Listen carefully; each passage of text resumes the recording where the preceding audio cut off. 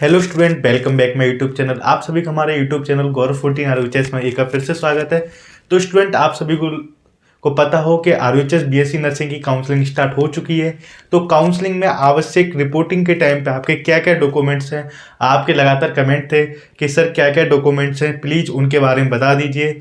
आपके बहुत सारे मन में सवाल हैं कि सर एफिडेविट्स क्या होता है, मेडिकल सर्टिफिकेट कहाँ बनता है, मार्कशीट क्या लेनी चाहिए। आज जो भी जितनी भी डॉक्यूमेंट्स हों उनके बारे में हम चर्चा करेंगे इस वीडियो में। वीडियो लाइक जरूर करना, शेयर करना, क्योंकि जिससे हर एक स्टूडेंट की हेल्प हो सके। तो स्टूडेंट, आज की वीडियो में मैं आपको एक एक डॉक्यूमेंट्स के बारे में बताऊंगा कि कौन कौन से डॉक्यूमेंट्स हैं और कैसा दिखता है, कहाँ से बनता है, कितनी डॉक्यूमेंट्स की आवश्यकता होती है, वो सभी आज आप यहाँ पे जानेंगे। चलिए वीडियो की शुरुआत करते हैं। सबसे पहले हम बात करेंगे आरयूएचएस बीएससी नर्सिंग काउंसलिंग 22-23 में आवश्यक डॉक्यूमेंट लिस्ट। मैंने यहाँ पे कुछ डॉक्यूमेंट्स लिख रखे हैं स्टूडेंट, वो आप यहाँ से देख सकते हैं। सभी डॉक्यूमेंट्स पे हम बात करेंगे, ठीक है। तो स्टूडेंट चलिए बात करते हैं सभी डॉक्यूमेंट्स। तो फर्स्ट आपका डॉक्यूमेंट्स है आपका अलॉटमेंट लेटर, ठीक है। इससे भी पहले एक डॉक्यूमेंट्स है आपका, उसका नाम है डीडी। डीडी, अब डीडी क्या है? डीडी आपकी फीस है, जिसको आपको एक में एप्लीकेशन लगा दूंगा, वो आप देख लेना। उस एप्लीकेशन को आपको भर के देना होता है रिपोर्टिंग के टाइम पे, सारे डॉक्यूमेंट्स लगा के। डीडी पे चर्चा हम सबसे पहले करेंगे कि डीडी कहाँ से बनती है, कैसे बनती है और डीडी का मतलब क्या होता है। डीडी का मतलब होता है डिमांड ड्राफ्ट। किसी भी इंस्टीट्यूट या कॉलेज में एडमिशन लेने से पहले फीस डायरेक्ट जमा नहीं कराई जाती, बैंक के द्वारा डीडी बनती है। कहाँ से? बैंक के द्वारा। अब बहुत सारे स्टूडेंट पूछेंगे सर क्या डीडी में बनवाने के लिए बैंक में खुद का खाता होना ज़रूरी है क्या? नहीं, आप किसी भी खाते से डीडी बनवा सकते हैं, और किसी के भी नाम का खाता है तो आप बनवा सकते हैं। डीडी आपके नाम की बन जाएगी, मतलब दूसरों के नाम की बनवा सकते हैं, पर जो डीडी जमा हुई वो आपकी फीस के रूप में होगी। इस डीडी पे जो फीस नंबर आता है वो उस नंबर आपको स्टार्टिंग में आपने एक एप्लीकेशन फॉर्म देखा होगा, उसमें आपको लिखना होता है। तो सबसे इंपॉर्टेंट डॉक्यूमेंट्स होता है डीडी। डीडी के बाद आपका जो अलॉटमेंट लेटर आया था, आपने डाउनलोड किया होगा, वो आपको निकलवाना है। उसके बाद hard copy of online form submitted from admission for admission. मतलब ये क्या है? ये डॉक्यूमेंट्स वो जब आपने एडमिशन लेने की सोची कि बीएससी नर्सिंग काउंसलिंग में मैं पार्टिसिपेट करूंगा, तो आपने एक फॉर्म भरा हुआ। स्टार्टिंग में एग्जाम से ही पहले जो फॉर्म भरते हैं उस फॉर्म की प्रिंट निकलवा लीजिए और उसकी फोटो कॉपी निकलवा के रखनी है।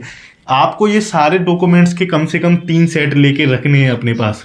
3 सेट मतलब सभी डॉक्यूमेंट्स की 3-3 फोटो कॉपी। चलिए, ये तो hard copy of online form submitted for admission, ठीक है। अब उसके बाद है बैंक चालान या ऑनलाइन पेमेंट रिसिप्ट। अब ये क्या है स्टूडेंट? ये बैंक चालान ऑनलाइन पेमेंट रिसिप्ट वो है, जब आप काउंसलिंग में पार्टिसिपेट करोगे तो आपने एक 500 रुपये का बैंक चालान बनवाया, बैंक की रिसिप्ट होती है उसका। स्टूडेंट बोलेंगे सर हमारे पास रसीद कहाँ से आएगी? जैसे ही आप पेमेंट डन कर दोगे तो उस पर पेमेंट का डन का एक यूपीआई नंबर या नंबर होता है, उसका आप स्क्रीनशॉट जरूर लेके रख लेना जब आप 500 रुपये आपके कटेंगे तो। क्योंकि या तो आपके पास कोई मैसेज हो कि इस नंबर पे इतने का ट्रांजैक्शन हुआ है, वो ट्रांजैक्शन नंबर हो, उसके साथ पेमेंट की रिसिप्ट आप अपने पास ज़रूर रखना। क्योंकि ये बैंक चालान और ऑनलाइन पेमेंट रिसिप्ट एक रिपोर्टिंग के टाइम पे आपको आवश्यकता होती है। बहुत सारे स्टूडेंट ये नहीं ले पाते स्क्रीनशॉट, फिर उनको दिक्कत आती है, तो आप ऐसी गलती मत करना। चलिए अब बात करते हैं photo ID proof. Photo ID proof में आपके पास आधार कार्ड होना बेहद आवश्यक है, ठीक है। आपके पास आधार कार्ड होना स्टूडेंट आवश्यक है। यहाँ पर आपके पास पैन कार्ड हो या ड्राइविंग लाइसेंस हो, मोस्टली आपके पास जो होने वाला आवश्यक है वो आधार कार्ड होना जरूरी है, ठीक है। आधार कार्ड की फोटो कॉपी। चलिए अब बात करते हैं 10th की मार्कशीट और सर्टिफिकेट। अब बहुत सारे स्टूडेंट बोलेंगे राजस्थान के सर हमारे पास तो मार्कशीट है, सर्टिफिकेट नहीं है। तो 10th और 12th जो राजस्थान से किए होते हैं उनकी मार्कशीट ही सर्टिफिकेट दोनों एक ही चीज़ होती है। पर कोई सीबीएसई या आईसीएसई बोर्ड का स्टूडेंट है तो उसके पास 10th और 12th की मार्कशीट का उसको पर्टिकुलर एक सर्टिफिकेट मिलता है, तो वो अपना साथ अवश्य लेके आएँ। अगर आप दूसरे स्टेट से हो और दूसरे बोर्ड है जो भी आपका है, राजस्थान की बात मैं करता हूँ तो राजस्थान में सिर्फ वही स्टूडेंटों के लिए 10th और 12th दोनों मार्कशीट एक ही चीज़ होती है। चलिए वीडियो अच्छी लग रही तो लाइक करते जाना और चैनल को सब्सक्राइब जरूर कर लेना, क्योंकि आपसे रिक्वेस्ट है सब्सक्राइब कीजिए, थोड़ा सपोर्ट दिखाइए। ऐसे ही आपको 12th की मार्कशीट लेके आनी है जो मैंने आपको बताया। अभी ये पूरे डॉक्यूमेंट्स नहीं है, कुछ बाकी डॉक्यूमेंट्स हैं, और इन सब डॉक्यूमेंट्स में मैं ये भी बताऊंगा कि बॉन्ड कहाँ से बनेगा, एफिडेविट कितने का बनवाना है, क्या लिखवाना होता है, मेडिकल सर्टिफिकेट कहाँ से बनता है, ये सभी आज इस वीडियो में जानेंगे। अभी हम 6 डॉक्यूमेंट्स कर चुके हैं, वैसे 7 डॉक्यूमेंट है, डीडी के बारे में भी चर्चा कर ली।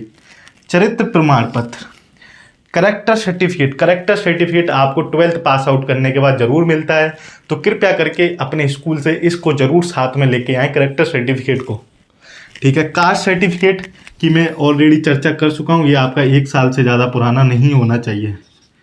ठीक है, मूल निवास एक ही बार बनता है, मैंने एक वीडियो में बताया भी था, जिनके पास नहीं है तो वो बनवा लेना, कंप्यूटराइज्ड बनेगा, साइन वाला। जाति प्रमाण पत्र और मूल निवास, इसमें इन दोनों डॉक्यूमेंट्स में कोई भी गलती नहीं होना चाहिए। ये दोनों ही डॉक्यूमेंट्स बहुत ही इंपॉर्टेंट हैं, क्योंकि इनको ही ज़्यादा चेक किया जाता है कि जो स्टूडेंट या जिसने एग्ज़ाम दिया है वो कहाँ से है और किस तरीके से है।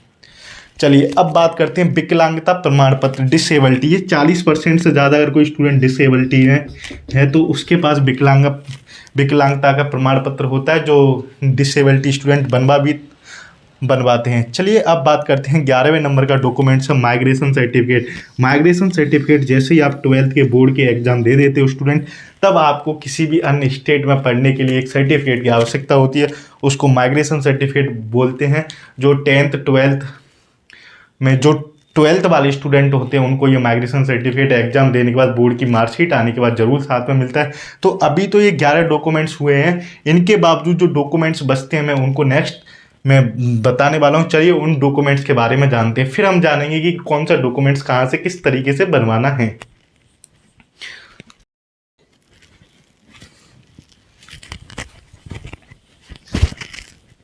तो स्टूडेंट अब नेक्स्ट डॉक्यूमेंट जो आवश्यक है,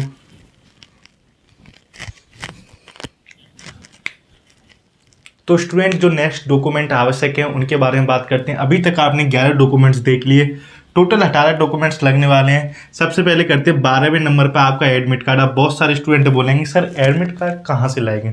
आपने जब एग्ज़ाम दिया था एंट्रेंस एग्ज़ाम, तो आपका जो एडमिट कार्ड जारी हुआ था वो एडमिट कार्ड आपको लेके आना है।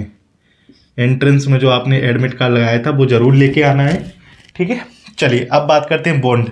अब ये बॉन्ड क्या सिस्टम है, देखो ये बॉन्ड आपका 500 रुपये का बनता है, ओनली 500 का बॉन्ड बनता है, पर इसमें जो खर्चा आता है वो आपका 750 से 800 रुपये आ जाता है, क्योंकि 200 से 250 रुपये वो कंप्यूटर वाला बनाने वाला ले लेता है। जो सारे डॉक्यूमेंट्स आप ये बनवाओगे ना, बॉन्ड्स और एफिडेविट्स, ये आपके तकरीबन 1200, 1250 या 1300 रुपये में बन जाएंगे। जब मैंने 2-3 साल पहले बनवाए थे तब 1250 बने थे, अब मैक्सिमम 1500 में बन जाएंगे।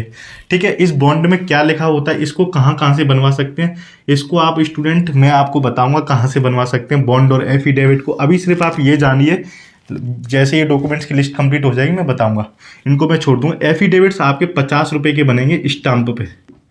ठीक है, 50 रुपये के बनते हैं ये दोनों, ये 500 का, ये 50 का। अब इसमें 3 एफिडेविट्स बनते हैं। एक तो सेल्फ कॉलेज डिक्लेरेशन, ये कैसा दिखता है, इसमें क्या लिखा रहता है, वो आप हमारे टेलीग्राम चैनल गौरव 14 ROHS से सारे डॉक्यूमेंट्स डाउनलोड कर सकते हो। अभी तक टेलीग्राम चैनल ज्वाइन नहीं किया तो जल्दी से ज्वाइन कर लीजिए। इसमें लिखा रहता है कि आप कॉलेज में प्रेजेंट रहोगे, 7 दिन से ज़्यादा छुट्टी वगैरह नहीं लोगे, कोई भी आप उत्पाद नहीं बचाओगे। ये सेल्फ डिक्लेरेशन होता है, जिस पर खुद को साइन करते हैं। एक एंटी रैगिंग का भी 50 रुपये का बनता है, अगर कोई रैगिंग लेता है तो। ठीक है, सभी कॉलेजों में एंटी रैगिंग का बनता है, और इस एंटी रैगिंग कमेटी का मैं एक हिस्सा भी हूँ अपने ROHS कॉलेज में, उसका मेंबर भी हूँ। ठीक है, ये थोड़ा बता दें। अब दूसरा होता है पेरेंट डिक्लेरेशन, इसमें पेरेंट्स का भी एक बनता है। ठीक है, तो इस तरह से आपके 50-50 के 3 ये हो गए, 500 रुपये का एक हो गए। अब ये गैप सर्टिफिकेट पे बहुत सारे लोग यूट्यूबर वीडियो बनाते रहते हैं। ठीक है, गैप सर्टिफिकेट पे बच्चों को गुमराह किया जाता है, स्टूडेंट को, कि गैप सर्टिफिकेट इतना बड़ा डॉक्यूमेंट्स और ये यहाँ से बनेगा, फलाना बनेगा, किसको बनवाना होगा। चलो आज इस गैप सर्टिफिकेट की समस्या खत्म ही कर देते हैं कि आखिर ये गैप सर्टिफिकेट कहाँ से किस तरीके से बनेगा। मैं वीडियो में बता रहा हूँ, ध्यान से सुनना। गैप सर्टिफिकेट यदि आपने 12th के बाद डायरेक्ट कॉलेज में एडमिशन लिया है, इस लाइन का मतलब है आपने 12th का एग्जाम नेक्स्ट ईयर दिया है और सीधे आप 12th के बाद BSc नर्सिंग का फर्स्ट ईयर BSc नर्सिंग का एंट्रेंस एग्जाम देते हो, या फार्मेसी का देते हो, या पैरामेडिकल का देते हो, तो आपको गैप सर्टिफिकेट बिल्कुल बनवाने की जरूरत नहीं है। सीधा स्पष्ट लिख दिया है मैंने, 21-22 सेशन में 12th पास करने वालों को नहीं बनवाना।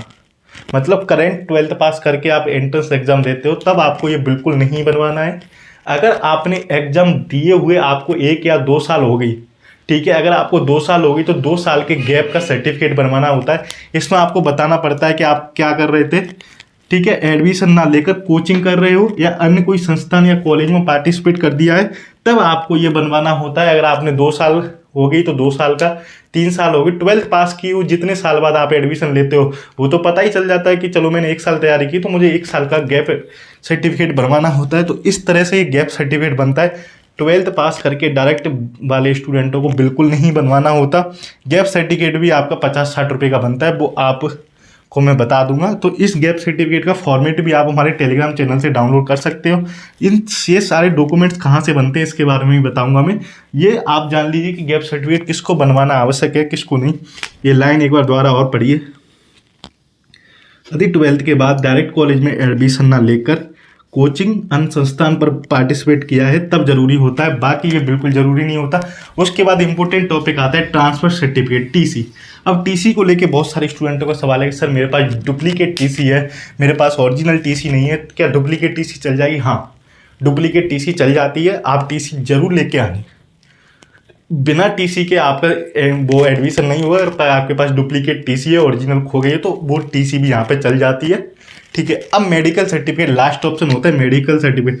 अब मेडिकल सर्टिफिकेट को लेके बहुत सारे रूमर्स हैं कि सर ये कहाँ से बनेगा, किस तरीके से बनेगा।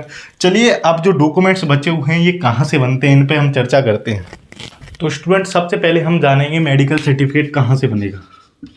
देखो, मोस्टली जो कॉलेज होती हैं नर्सिंग की, मेडिकल सर्टिफिकेट वो स्वयं आपको बताएंगे कि आपको कहाँ से बनवाना होता है। जैसे हम बात करें RUHS कॉलेज की, SMS कॉलेज की, अलवर कॉलेज की, कोटा कॉलेज की, फलाना ढिकाना बीकानेर, सारी कॉलेजों की। अगर आप इन कॉलेज में जाते हो काउंसलिंग के टाइम, आपको एक दिन पहले जाना है डॉक्यूमेंट्स के बारे में पूछने के लिए कि सर ये मेडिकल सर्टिफिकेट हमें कहाँ से बनवाना है। तो कॉलेज खुद अपना हॉस्पिटल बता देती है कि आपको इस हॉस्पिटल से बनवाना है। आपको मालकी नहीं करनी, आपको अपने होम डिस्ट्रिक्ट से नहीं बनवाना, ठीक है, आपको होम डिस्ट्रिक्ट से नहीं बनवाना, आपको कॉलेज का जो हॉस्पिटल है उसी से आपको मेडिकल सर्टिफिकेट बनवाना है। कुछ लोग होंगे जो अपना होशियारापन दिखाएंगे कि हाँ हमने तो बनवा लिया अपने गांव से, और हम, क्योंकि देखो जो मेडिकल सर्टिफिकेट पर साइन होते हैं वो मेडिकल ज्यूरिस्ट के होते हैं। मेडिकल ज्यूरिस्ट जो बैठता है, मेडिकल ज्यूरी, या फिर आपका मेडिकल PMO के भी साइन होते हैं। अगर ये अवेलेबल है तो ये, नहीं तो फिर आपके PMO के साइन होते हैं। जो मेडिकल ज्यूरिस्ट बैठता है वो बड़े बड़े हॉस्पिटलों में बैठता है, जो कॉलेज के खुद के हॉस्पिटल होते हैं। जैसे RUHS मिलता है तो आपको जयपुरिया हॉस्पिटल से बनवाना है, ठीक है, अगर होता है तो काउंसलिंग में। SMS मिलता है तो आपको SMS हॉस्पिटल से, अलवर का जो हॉस्पिटल है उससे बनवाना है, अलवर का होम हॉस्पिटल। जो डिस्ट्रिक्ट लेवल पर हॉस्पिटल होता है, पर ये ध्यान रखना है कि जिस डिस्ट्रिक्ट में आपने कॉलेज लिए उसी कॉलेज से रिलेटेड हॉस्पिटल से मेडिकल सर्टिफिकेट बनवाना है। अदरवाइज आप कहीं से भी मेडिकल सर्टिफिकेट बनवा के गलती ना करें, क्योंकि आपको दोबारा बनवाना पड़ सकता है। तो मेडिकल सर्टिफिकेट पर ध्यान रखना है कि आपको ये कहाँ से बनवाना है, ठीक है। आई थिंक आपको अच्छे से समझ में आ गया होगा कि मेडिकल सर्टिफिकेट कहाँ से बनवाना है। चलिए अब बात करते हैं बॉन्ड्स को लेके कि बॉन्ड कहाँ पे बनते हैं और किससे बनवाने होते हैं।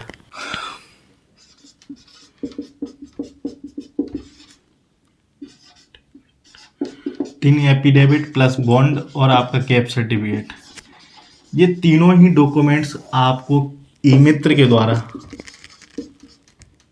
अब ई-मित्र कौन सा वाला, जो नोटरी से रजिस्टर्ड होते हैं, नोटरी या जिनके पास स्टाम्प है, ठीक है, ई-मित्र जिनके पास नोटरी या स्टाम्प है। दूसरा पॉइंट है आप डायरेक्ट ही किसी भी एडवोकेट से या आप किसी भी कोर्ट से बनवा सकते हो। मोस्टली आपको परेशान होने की ज़रूरत नहीं है। आजकल ई-मित्र वालों पे नोटरी और स्टाम्प पेपर मिलता है, वो आराम से आपके सर्टिफिकेट बना देते हैं। नहीं तो आप किसी भी एडवोकेट या कोर्ट से, जो आपके डिस्ट्रिक्ट में कोर्ट्स होते हैं वहाँ पे जाके आप किसी से भी एडवोकेट से बनवा सकते हो। 3 एफिडेविट और बॉन्ड, ये मोस्टली आप अगर जितना ध्यान रखोगे, आप ई-मित्र या कंप्यूटर वाले से संपर्क करें, क्योंकि वो लोग अच्छा से बना देते हैं इसको। क्योंकि ये एडवोकेट और कोर्ट से बनता है, वो हाथ से लिखा हुआ होता है, टाइपिंग किया हुआ होता है, वो भी चल जाता है। और अगर आप कंप्यूटर से निकलवाते हो नोटरी या स्टाम्प पेपर, 3 एफिडेविट बॉन्ड वाला, तो आप इन 3 जगहों से बनवा सकते हो, आपको मैंने ओवरऑल खर्चा बता दिया, 1500-1600 के करीब डॉक्यूमेंट्स का खर्चा आएगा और 500 रुपये आपकी जो फीस लगेगी वो आपकी काउंसलिंग की चालान कटेगा वो होगा। आपको सारी वीडियो में अच्छे से डाउट क्लियर हो गए होंगे। फिर भी अगर कोई डाउट रहता है तो प्लीज़ कमेंट बॉक्स में अपना डाउट जरूर लिखें। Thanks for watching this video, please do like and subscribe और अधिक से अधिक शेयर करना, चैनल जरूर सब्सक्राइब करके जाना। Thanks for watching this video, please do like and subscribe this channel.